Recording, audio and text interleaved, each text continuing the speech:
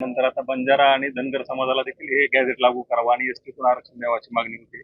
त्याच्यावर मी ऑलरेडी व्यक्त झाली. साहजिक आहे, एका समाजाची मागणी असेल गॅजेट लागू करायची, तर त्यातले दुसरे समाज म्हणतात आमचंही गॅजेट लावा.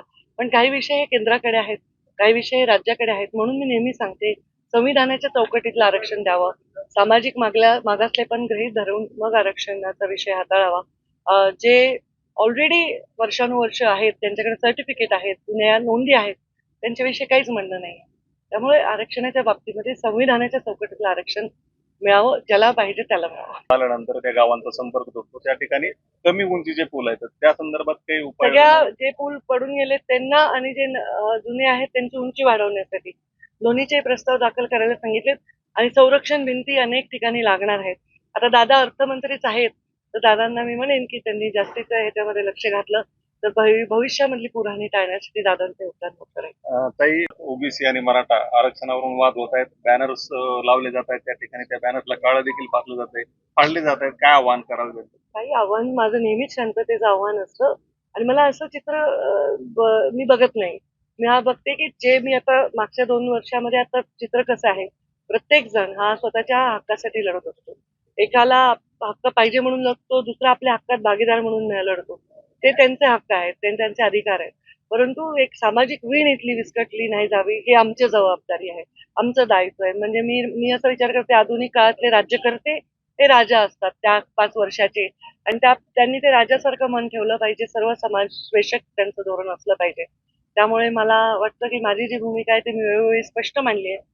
समाज एकमेकांच्या अंगावर न घालता आपण कसं याच्यातून मार्ग काढता येईल असा प्रयत्न दोन्ही कमिट्या करतायत, ओबीसी आणि मराठा आरक्षणाची.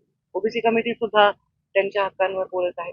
तर ह्या सगळ्या विषयांवर हळूहळू विषय स्थिरावतील असं वाटतं. बीड जिल्ह्यात अतिवृष्टीमुळे खूप नुकसान झाले शेतकऱ्यांचं. काय नेमकी परिस्थिती आहे, काय सूचना दिल्यात प्रशासन? बीड जिल्ह्यामध्ये आता साहजिक आहे, मी जिल्ह्याची आहे म्हणून ती आढावा घेतलाय मंत्री म्हणून. दादांनी ऑलरेडी अजितदादांनी सूचना दिलेल्या आहेत. प्रशासनाने काम सुरू केलेलं आहे, पंचनामे वगैरे केलेले आहेत, सगळी आकडेवारी समोर आहे. जास्ती मंडलांमध्ये अतिवृष्टी जिथे झाली आहे तिथे तर नुकसान आहेच आहे.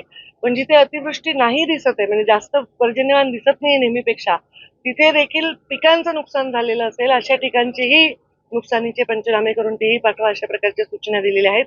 आता बीड जिल्ह्याला न भूतो न भविष्यती अशा काही घटना घडल्या, जसं पाण्याने वेढलं होतं आष्टीमध्ये काही गावांना, तिथे आपण आर्मीचे लोक कलेक्टरांनी पुढाकार घेऊन बोलवून हेलिकॉप्टरमधनं रेस्क्यू केलं. लोकांची जीवितहानी होऊ नये याचा प्रयत्न केला. ज्यांची जीवितहानी झाली त्यांना मदत, ज्यांची जनावरं दगावले आहेत त्यांना मदत, आणि त्याच्या पलीकडेही पिकाचं नुकसान या संदर्भातली मदत, कोणाची पडझड झाली आहे घराची, कोणाचे कार्यालयांची, शाळांची, अंगणवाड्यांची, खोल्यांची, या सगळ्या गोष्टींचा एक पंचनामा पूर्ण करून रिपोर्ट त्यांना द्यायला सांगितलाय. त्याचबरोबर जेवढे पुलं वाहून गेले त्याचा एक ओव्हरऑल जिल्ह्याचा आराखडा तयार करून तो मदत पुनर्वसनला सादर करून ते बजेट लवकर मंजूर करून घेऊन येणाऱ्या काळात तरी भविष्यात असे होऊ नये.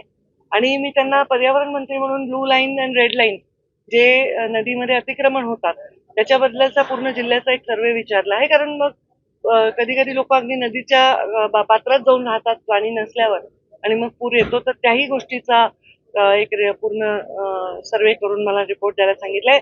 सगळ्या इथे बीड जिल्ह्यातल्या अहवाल देईल. शेतकऱ्यांना सरकार त्यांच्या पाठीशी उभं आहे खंबीरपणे, असं म्हणजे मी या निमित्ताने नमूद करू इच्छिते. प्रशासनही त्यांच्यासाठी सतर्कतेने काम करत आहे. आणि जी गुरं वाहून गेली आहेत पण रेकॉर्डवर नाहीत, जेन्युअन, खोटं बोलणाऱ्यांचं नाही, खरं ज्यांची वाहून गेलीत आणि रेकॉर्डवर नाहीत अशा लोकांची थोडंसं काही विक्रीचा काही कागद वगैरे असेल तर त्यांचं रेकॉर्डवर नसेल, जसं GR रेकॉर्डवरच्यांनाच फक्त देतो मदत, त्यांनाही मदत करण्यासंदर्भातली भूमिका आम्ही घेऊ. मी त्याला अधिकची मदत देण्यासाठी प्रयत्नच करणार आहे. फक्त ते कागदपत्र वगैरे सगळे जमवून घ्या असेही निर्देश मी दिलेले आहेत. ताई, आपण जर बघितलं सगळ्यांना कशी तयारी सुरू आहे, काय आव्हान? हो, उद्या घटस्थापना आहे. मी स्वतः रेणुका मातेच्या दर्शनाला माहूरला जाणार आहे आणि तिथून मी 8 दिवस झाले इकडेच आहे बीड जिल्ह्यामध्ये. दसऱ्याची तयारी लोकच करतात, मला फक्त जाऊन भाषण द्यायचं आहे. लोकांचं प्रत्येक गावातनं फोन येत आहेत. जालन्यामधनं जास्त उत्साह यावेळी पालकमंत्री आहे. बुलढाण्याकडनं, वाशिमकडनं, अमरावतीकडनं, नाशिककडनं खूप लोकांचे फोन येत आहेत. मुंबई, पनवेल, सगळीकडनं, आणि लोक म्हणतात आम्ही तयारी झाली, आम्ही गावातून पट्टी केली आहे, 40 गाड्या निघतायत, 5,000 लोक येणार आहेत, 4,000 या पंचक्रोशीतून यायचं, म्हणजे इतका उत्साहाने लोकांचे निरोप येत आहेत. दसरा हा आमचा पूर्वपार परंपरा आहे. 25 वर्ष दसरा मेळावा मी स्वतः बघते, 16-17 वर्ष झाले मी स्वतः जाते, आणि 10-11 वर्ष झाले तर मी स्वतःच घेते भगवान भक्तीगडावर. आणि हा मेळावा पूर्वपार चालत आलाय, की आताच्या परिस्थितीतला मेळावा असं नाहीये. तो आमचा परंपरा आहे, आणि त्याला सर्व जाती धर्माचे लोक नेहमी येतात, ते येत राहतील. आणि त्या सगळ्यांना तुमच्या निमित्ताने आवाहन करते की आपण मोठ्या संख्येने या.